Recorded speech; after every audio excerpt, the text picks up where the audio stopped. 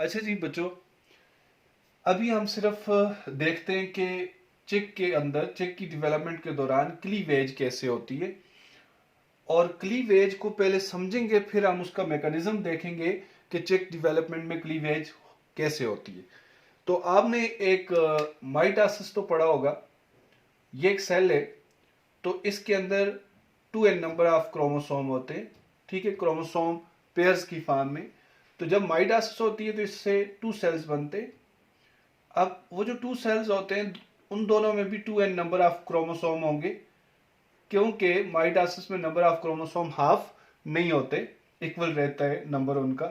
लेकिन सेल का साइज कम होता है। अब साइज को क्या करने के लिए, लार्ज करने के लिए, इसमें जो इंटरफेज होता है उसमें G1 और G2 फेज होते हैं। तो G1 और G2 फेजेस में इसका साइज फिर इनका क्या हो जाता है, बड़ा हो जाता है। ठीक है, पेरेंट सेल जितने हो जाते हैं दोबारा ये सेल, ये माइटासिस है।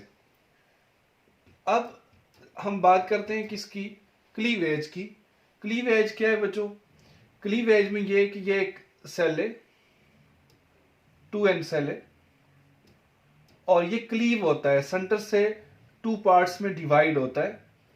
अब 2 पार्ट्स में ये डिवाइड तो हो गया, इसको हम एक लाइन से दिखाते हैं कि बीच में एक लाइन लगा देते हैं। एक तरफ भी न्यूक्लियस चला गया, दूसरी तरफ भी चला गया, ये भी 2n, ये भी 2n, 2 सेल बन गए।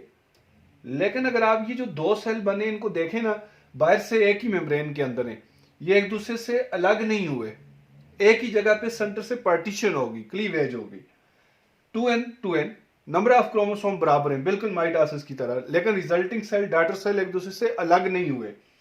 तो ये होती है क्लीवेज। अच्छा बच्चों, जब अलग नहीं हुए तो इन दोनों सेल्स को अब हम ब्लास्टोमर्स कहेंगे। क्लीवेज जब होती है ना, फिर रिजल्टिंग सेल्स को क्या कहते हैं, ब्लास्टोमर कहते हैं, ब्लास्टोमर। अच्छा, 2 ब्लास्टोमर हो गए। अब फिर एक क्लीवेज अगर होगी इस तरह, तो 4 ब्लास्टोमर हो गए। अगर आप गौर करें तो ये पहले एक जायगोट था, फर्टिलाइज एग था, 2 पार्ट्स में डिवाइड हुआ, 2 ब्लास्टोमर, उनका जायगोट से साइज हाफ हो गया। अब 4 ब्लास्टोमर हो गए तो और साइज हाफ हो गया, मतलब बाहर वाली मेम्ब्रेन उधरी है तो साइज कम होता जा रहा है। हर दफा जो ब्लास्टोमर बनेंगे उनका साइज कम होगा। फिर क्लीवेज होगी तो 8 हो जाएंगे, फिर होगी तो 16, फिर 32, फिर 64, डबल होता जाएगा नंबर। तो साइज कम होता जाता है ब्लास्टोमर का, अभी साइज नहीं बढ़ेगा। इसका मतलब है यहाँ इंटरफेज में G1 और G2 फेज नहीं होंगे, जिस वजह से साइज नहीं बढ़ेगा, लेकिन एस फेज होता रहेगा। नंबर ऑफ क्रोमोसोम बराबर रहेंगे हर सेल में, हर सेल 2n ही होगा अगर ये पहला सेल 2n था। तो इस तरह के बहुत सारे ब्लास्टोमर बन जाते हैं। देखते ही देखते एक ब्लास्टोमर का क्या होता है, एक हीप ऑफ ब्लास्टोमर बन जाता है, कंपैक्ट मेस ऑफ ब्लास्टोमर बन जाता है। ये होती है क्लीवेज। अच्छा बच्चों, माइटासिस में रिजल्टिंग सेल अलग हो जाते हैं, क्लीवेज में अलग नहीं होते, तो इसी को हम मॉडिफाइड या स्पेशल टाइप ऑफ माइटासिस कह सकते हैं। अब हमने ये देखना है कि जो बर्ड्स का एग होता है उसमें क्लीवेज कैसे होती है, और जो एम्फीबियन का एग है उसमें क्लीवेज कैसे होती है। इस मैकेनिज्म को समझने के लिए आप ये देखें,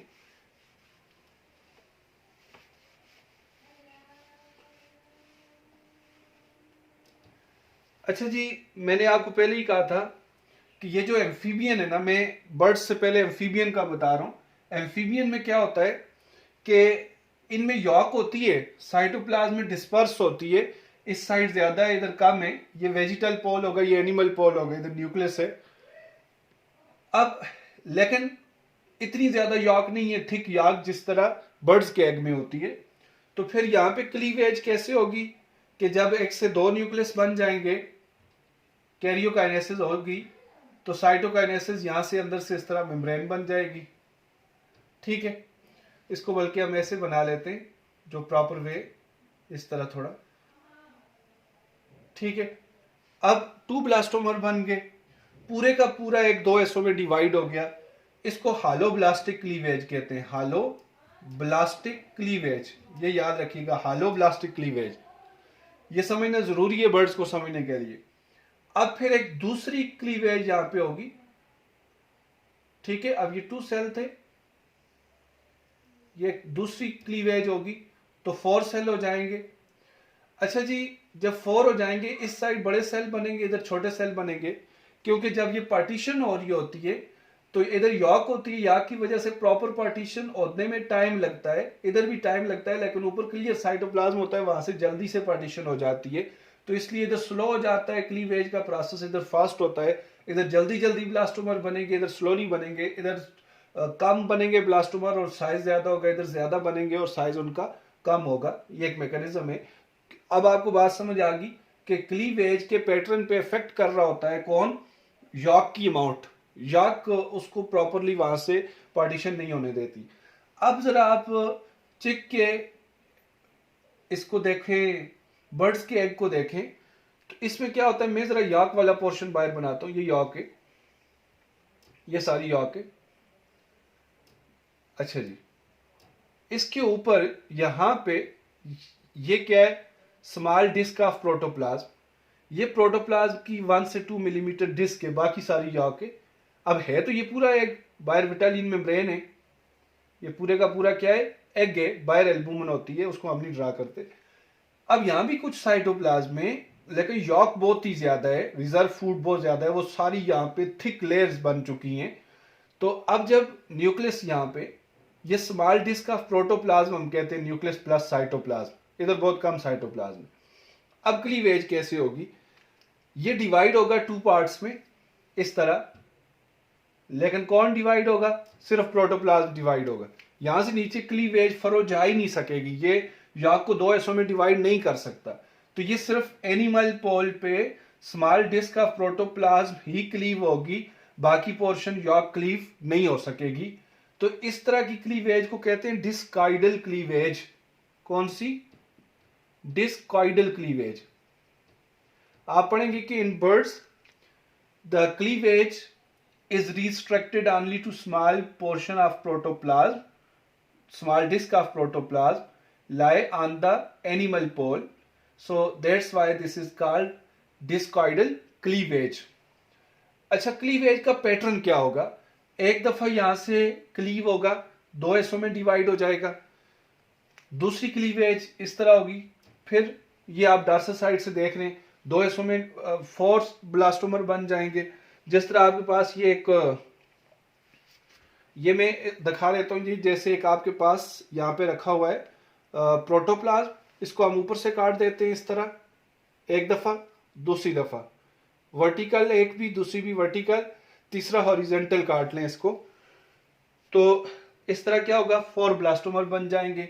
ये 3 क्लीवेजेस दिखा दी आपने, 2 के बाद 4 और फिर 8 ब्लास्टोमर बन जाएंगे।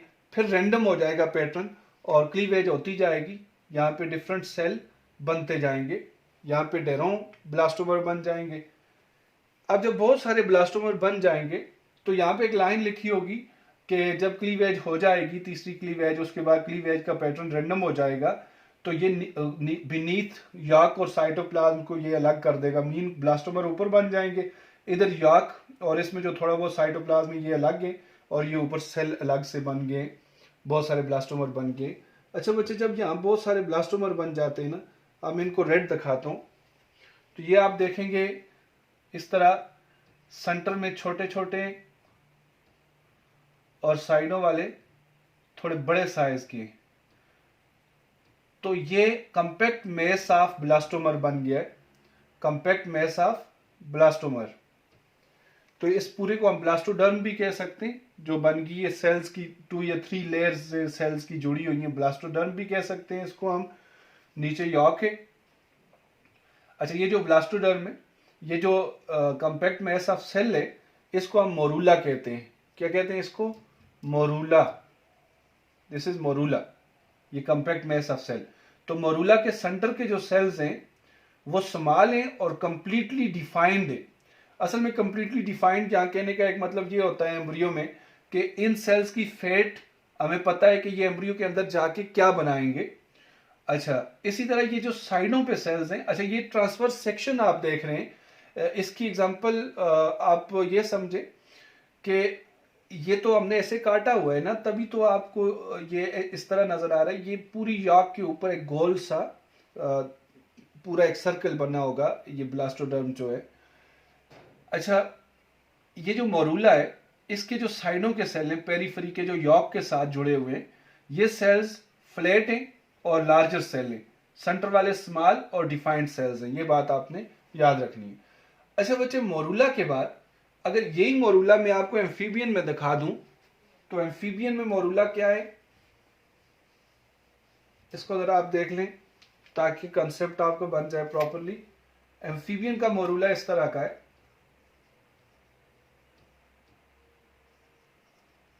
ये एम्फीबियन का मोरूला है।